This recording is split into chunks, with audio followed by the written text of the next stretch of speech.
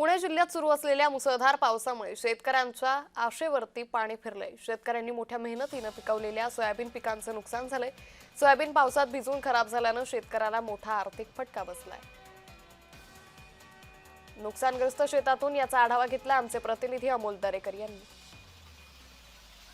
आपल्या सोबत काही शेतकरी आहेत।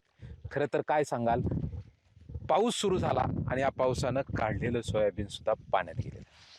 गेले 2-3 दिवसापासून पडणारा धो-धो पाऊस आणि त्यामध्ये सोयाबीन थोडी उघड असताना आम्ही काढून ठेवलं होतं, पण अचानक पाऊस झाला, तो काय उघडण्याच्या मार्गावर नाही।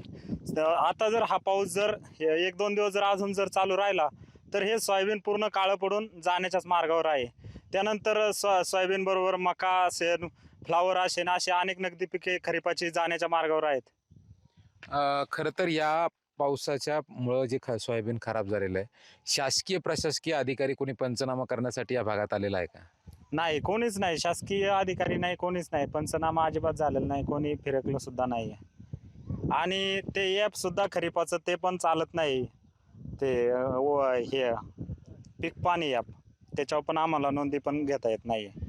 खरं तर शासन तंत्रज्ञानाच्या माध्यमातून शेतकऱ्याला सबलीकरणाच्या माध्यमातून पूर्ण करण्याचा प्रयत्न करत असताना सुद्धा मात्र शासनाची या नुकसानग्रस्त शेतकऱ्यांच्याकडे पाठ फिरवली की काय, असाही प्रश्न या ठिकाणी पाहायला मिळत आहे। आपल्या शेतामध्ये सोयाबीन पिकाची लागवड करत मोठ्या प्रमाणात घेतलेल्या या सोयाबीननी अतिवृष्टीनं खरं तर त्यांचं नुकसान केलेलं पाहायला मिळत आहे। अमोल दरेकर, जय महाराष्ट्र, शिरूर, पुणे।